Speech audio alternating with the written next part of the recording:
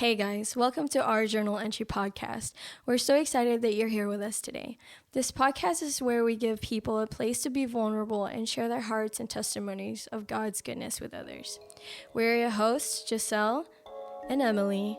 We hope you guys enjoy.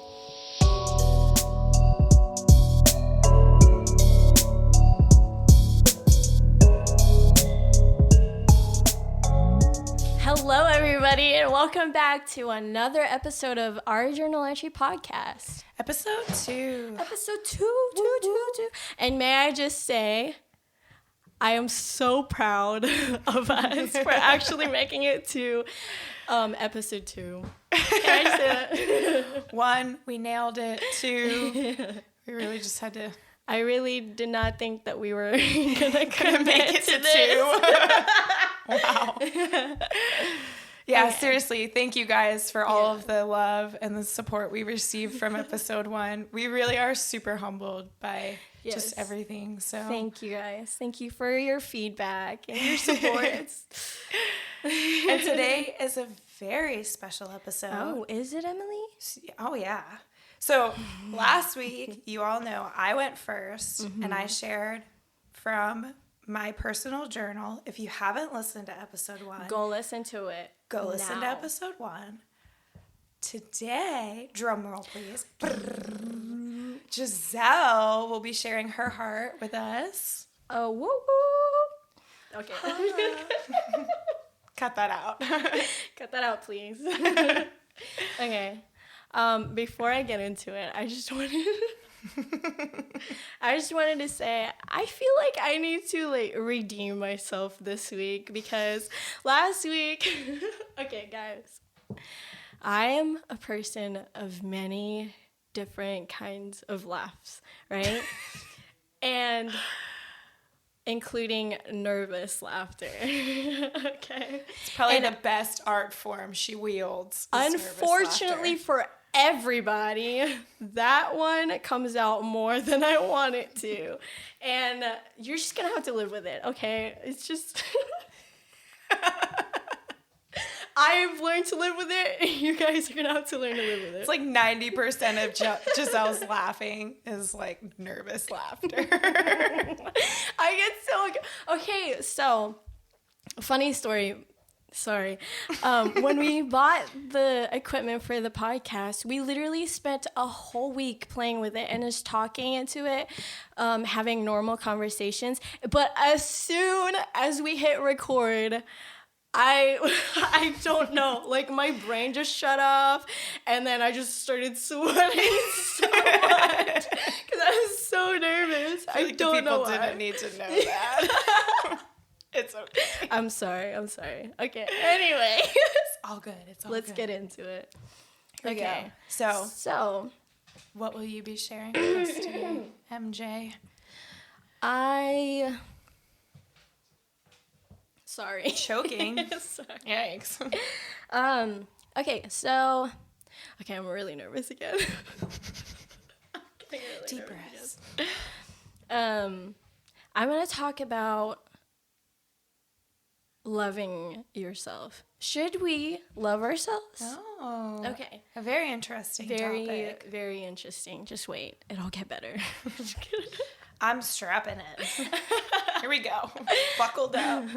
Okay, so recently, I don't really know how to get into this. I feel like I didn't, I knew what I was going to talk about, but I didn't really, plan out how I'm going to talk about it and how I'm going to go into it. So, give me a second.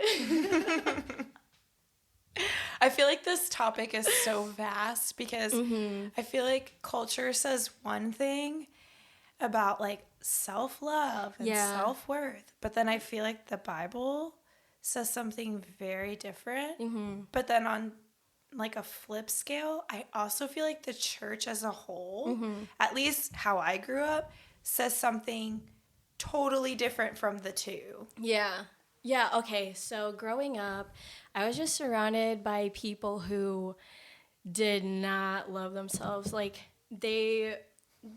don't know, I guess it's the church I grew up in.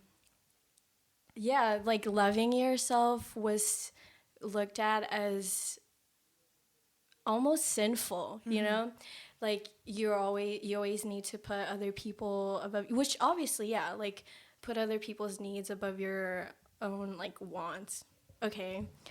But I feel like we take that to an extreme to where we're just like, we view ourselves as scum of the earth and we're just like worthless and we're nobodies and we're not worthy of love, like us loving ourselves. So I grew up with that mentality. And I don't know, like this past year, I've learned to kind of like step away from that because it's just funny because our friend Andrew would always ask us, what do you love about yourself? And sometimes it's like a joke. It's like, oh, what do you love about yourself? But sometimes it really makes me think, like, what are things that I genuinely am content with about myself? Because I feel like I don't think about those very often. Yeah. And I, like, whenever he asks that, I never know what to say. Like, I genuinely am like, well, I don't really know what I love about myself. I know what other people say that they love about me, but what do I like love about myself? Yeah. So it got me thinking, like, if I were to put who I am and like my personality into another person, would I genuinely love to spend time with that person? Would I genuinely enjoy them or love them? And like when I started journaling this year, just to like understand myself and get to know myself better, I realized that I do love who I am and how like I treat people, and I love my personality. And if I was somebody else, like if my personality was in another person, I would enjoy being around them. So yeah, so that was the start of that. And but like after like a month or two, I kind of like lost sight of that. And so okay, I'm gonna get a little personal now.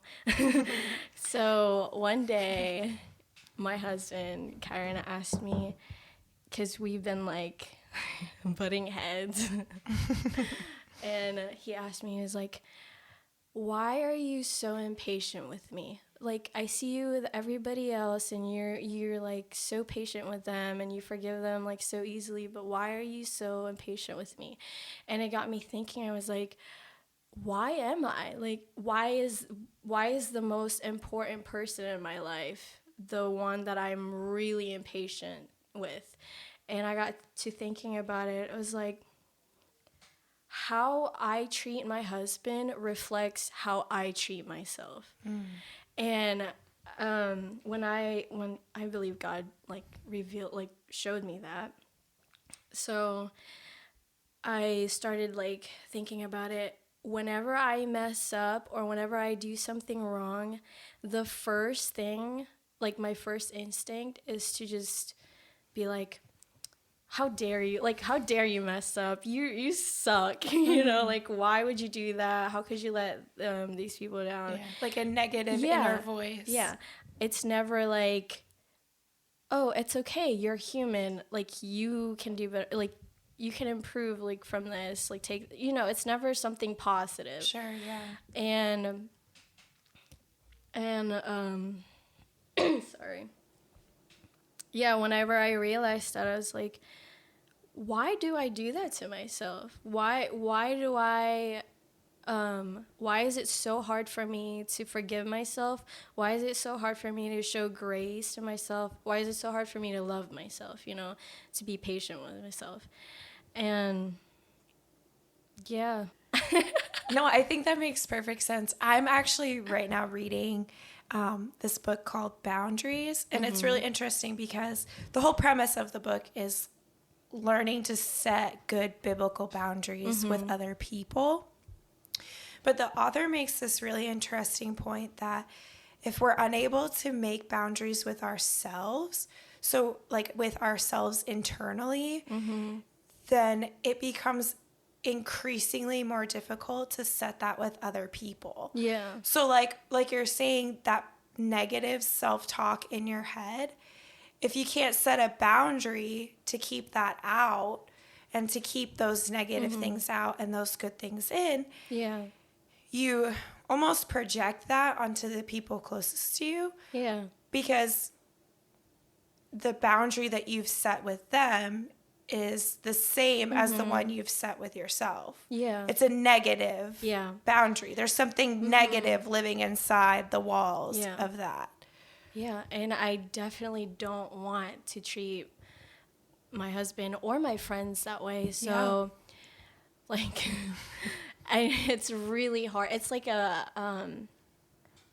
constant battle in me to, whenever I mess up, to not say that. For it, my first instinct to be to like shame myself for messing up. So. Yeah, it's hard to replace those negative thoughts with positive ones, because I've lived like that for so long. So it's really hard to break that off, but it's definitely necessary for me to be like a healthy and whole person. Yeah. So, I mean, at least I recognize that now, you know, so I can tell myself whenever I do end up like saying those things to myself, those negative things to myself, normally I would be like, oh, you can't even do that, like you can't even say something positive to yourself, so it adds more like negative. Yeah, it's like this like vicious cycle you're just constantly caught in. Yeah, so I just want to say, hey, at least you recognize it. A lot of people don't even like recognize that, and now at least you're taking steps to better yourself and to get away from that. So yeah.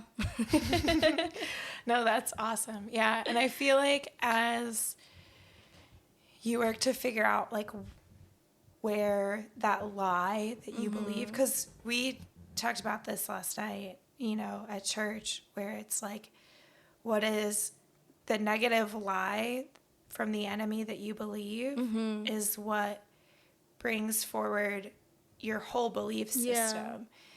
Because if you're believing something that's not true, it just becomes your reality. Yeah. It's just how you see it. Your reality is skewed because of the way that this lie affects it.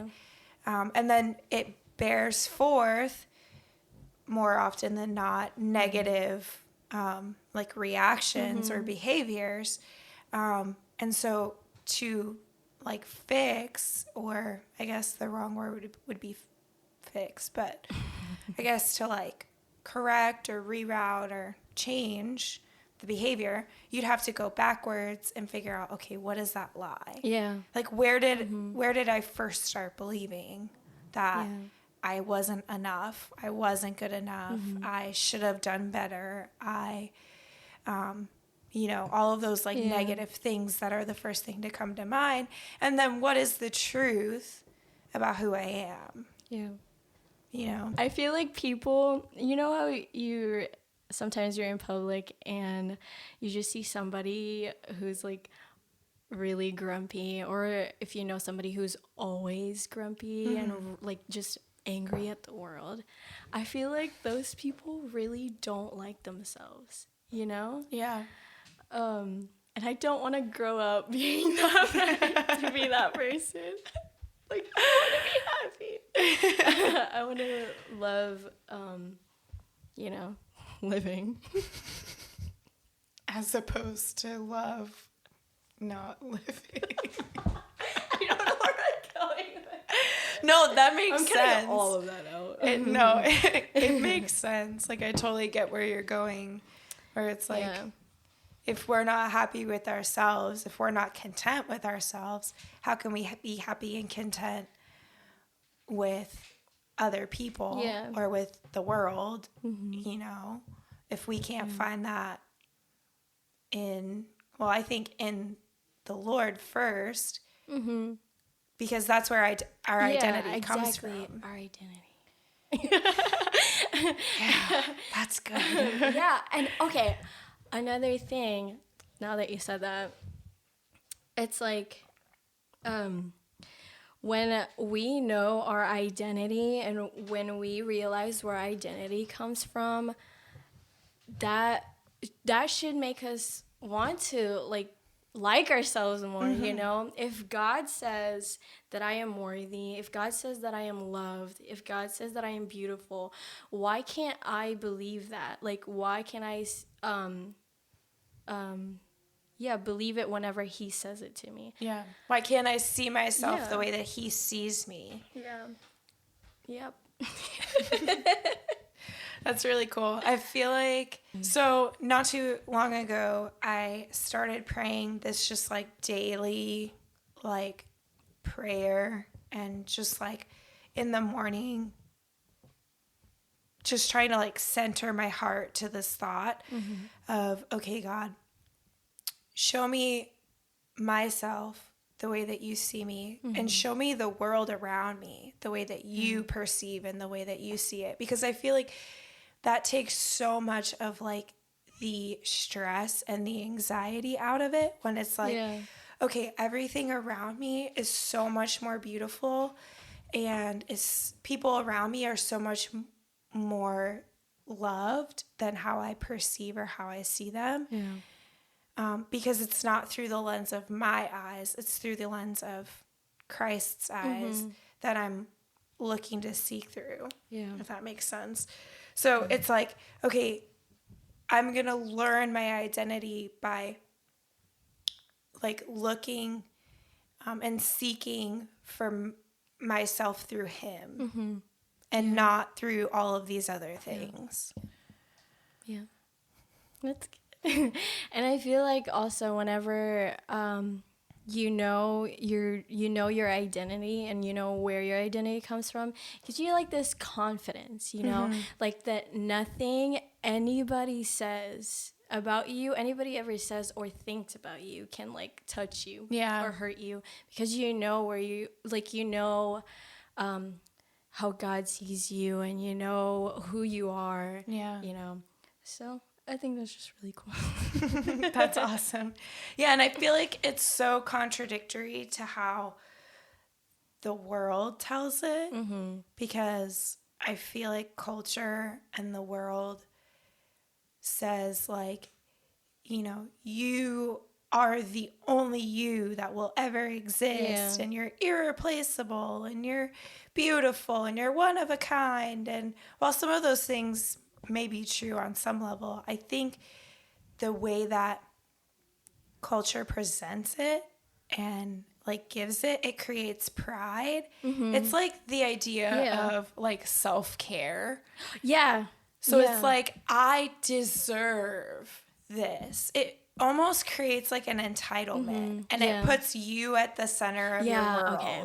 That's okay, and I'm glad you brought that up, because when I say love yourself, I'm not saying to be self-centered. Obviously, we're gonna be self-centered and selfish at times because we're humans. Human nature. Everybody does that. But when I say I need to start loving myself, I'm not saying to put myself above others. I'm saying, just I don't know. There needs to come, like, we need to come to a point where sometimes we just need to put our needs above other people's wants. I feel like there's a huge difference in that. Because if we're always putting everybody's, like, wants over our needs, who's taking care of us? You know, like, who... We're just left in the... Well, it's like the thought of, like, when you're on an airplane, I feel like this is a super overused analogy, but when you're on an airplane and the cabin pressure changes and it gets really hard to breathe and the masks fall out of the ceiling, there's a child sitting next to you. You are of no help to them if you can't breathe. Exactly. So you have to put your mask on first before you can help them put theirs on. So for you and I, if I have no boundaries with people, and I don't understand my self-worth, and I'm constantly putting people above everything that I need, I'm trying to think of how I want to say this, but it gets really hard for me to continue to give. Yeah. Because there's only so much that you can pour out. It's like the idea of, like, in ministry, if you're not constantly being poured into, there's no way you're going to be able to effectively pour out into God's people the way that he needs you to. Because there's only so much, like with this cup, there's only so much that I can fill it up. But then there's also only so much I can pour it until it's all gone. And then once I pour it all out, that's it. There's nothing left. I can put the cup completely upside down and there's nothing left to drip out of it. So I feel like if we can't understand our identity, and I feel like, I don't know if you can agree with this, but for me, growing up in the church, it was very like putting yourself above other people is selfish. It's evil. It's mean. It's unbiblical. But there are so many times that Jesus removes himself from situations and he goes to rest. He goes to pray. He goes to be alone. He goes to be poured into by the Holy Spirit. He seeks that time to be poured into. And it makes him more effective to pour into other people. So when he's interrupted in the middle of ministry, it's okay because he has enough to give. He is able to give all of himself in the middle of chaos. When, you know, the woman reaches up and touches his garment, I feel like he very easily could have turned and said, you know, I'm exhausted. I'm going to see, you know, my friend who's dying and I have so much going on and this is so much chaos and I just don't have, like, you know, you need to just stop. Like, I don't have time for you right now.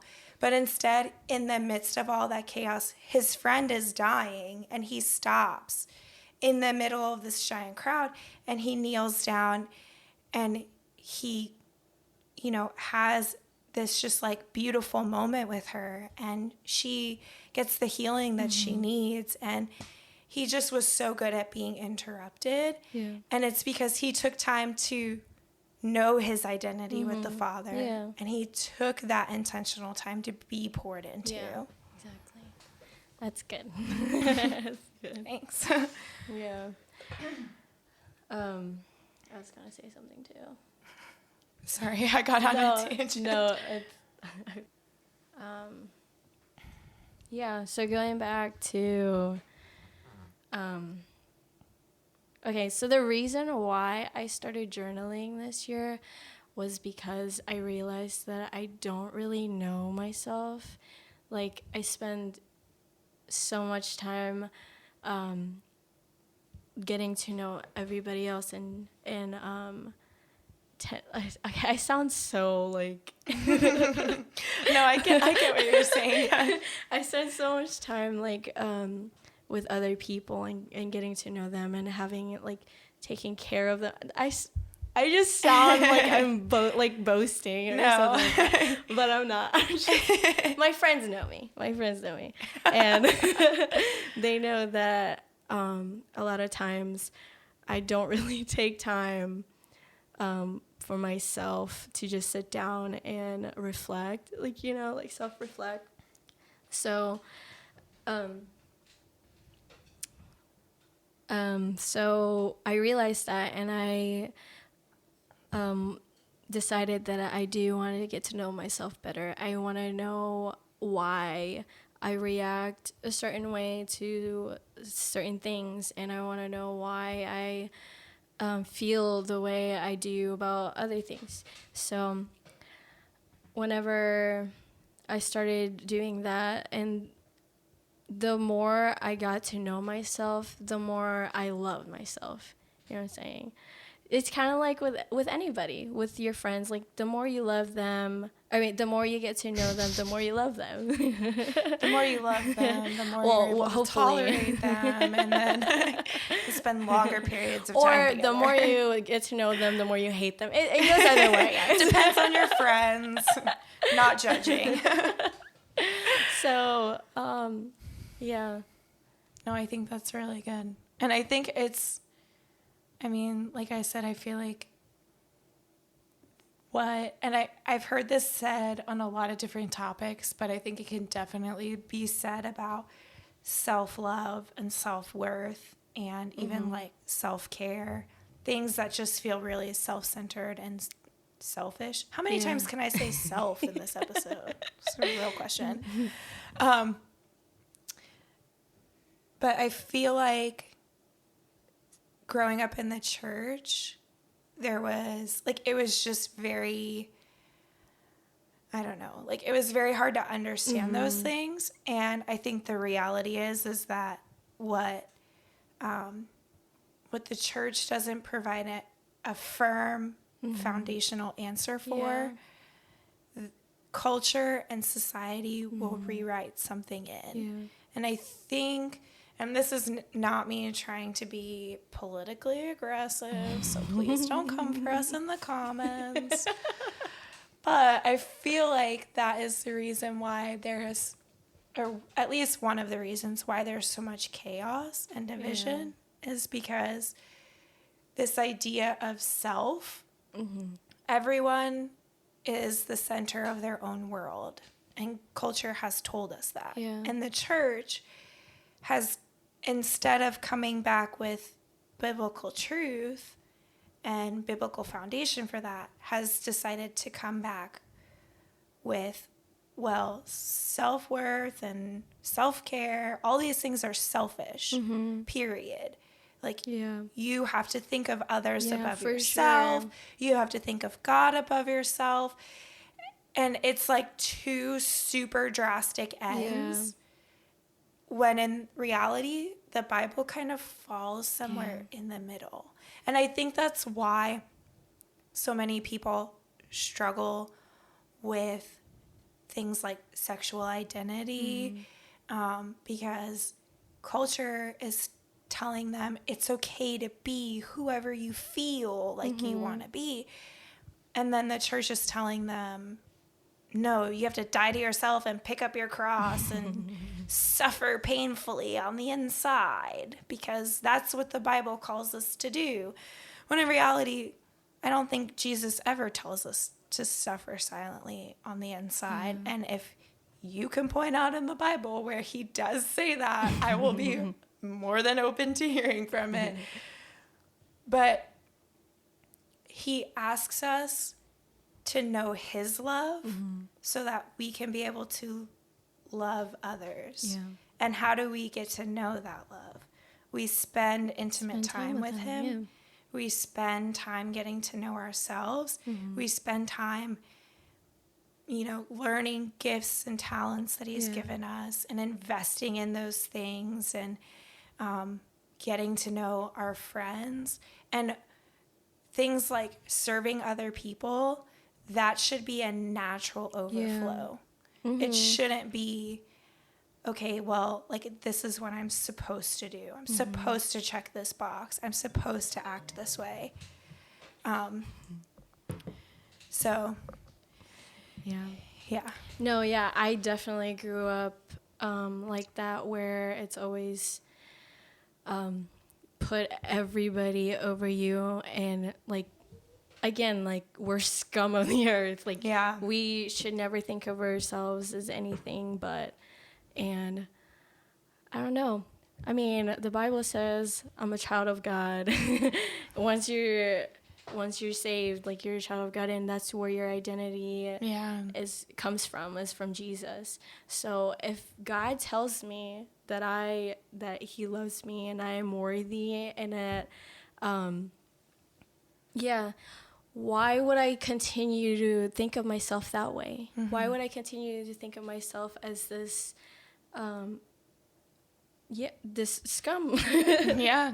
Why do I Why would I keep thinking that? So it's definitely hard to like pull away from that and stop thinking like that way.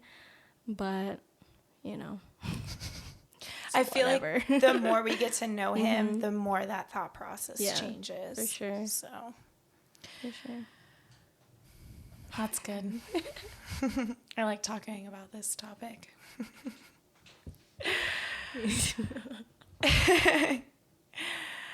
Alrighty. Yeah.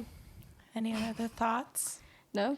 Emotional No thoughts? outbursts, comments, questions? Do you? I don't think so. Okay. I think if I start, it'll probably be another 45 minutes. So maybe not. Maybe another week, another episode. Like a Emily. 4-hour podcast of just me We could talking do about that. random stuff. I don't Okay. know. Let us know, guys. Let us know. Yeah, let us know if you want like 40 minutes like it's been, or if you want like 4 hours. Like you just can't get enough of us. And it's like, wow, I just have to sit for 4 hours of my day and listen to Juselle and Emily laugh for 4 hours. Yep. Okay. I think it's about to cut out. What? I think the camera is about to cut out. So. Oh, yeah, I didn't set a timer. So, okay. Well, we're going to close it here. Thank you guys. Thank you so guys much for listening and for supporting. And as of this week, thank you for watching. Woo woo. 'Cause you get to see us now. Holla. I'm bringing that back, by the way. No, Yeah. please. Holla. I mean, you can if you want to. Okay. Well, thank you guys so much for listening. Be sure to follow us on Instagram at Our Journal Entry Podcast. Just our journal Oh, entry. it's just Our Journal Entry. Sorry, I don't know. Sorry. We're posting her. updates. You'll know when the next episodes come out. Yeah. Little messages from Giselle and I Every on the daily. Friday. New episode every Friday, guys. Every Friday. You What get a to great sit with way us to start the weekend. And yeah, oh my Yeah, gosh. or I end the didn't think of week. that. Or end the week. There you go. That's wonderful. So yeah, follow us, subscribe to our YouTube channel, which is how you can watch us. So if you're listening on Spotify or Apple Podcast or another listening streaming platform, you can also see us face to face on our YouTube channel, Our Journal Entry Podcast. Yeah. So yeah, go like, subscribe, comment. We want to engage with you about today's episode. So go ahead and comment on today's podcast on our Instagram. We want to hear from you guys. We're really excited. Next week, Giselle's husband, Kyron, will be sharing. Tune in for that. So that will be very exciting. So right. it'll be our first guest. Yeah. So, all right, guys. Bye. Bye. And cut.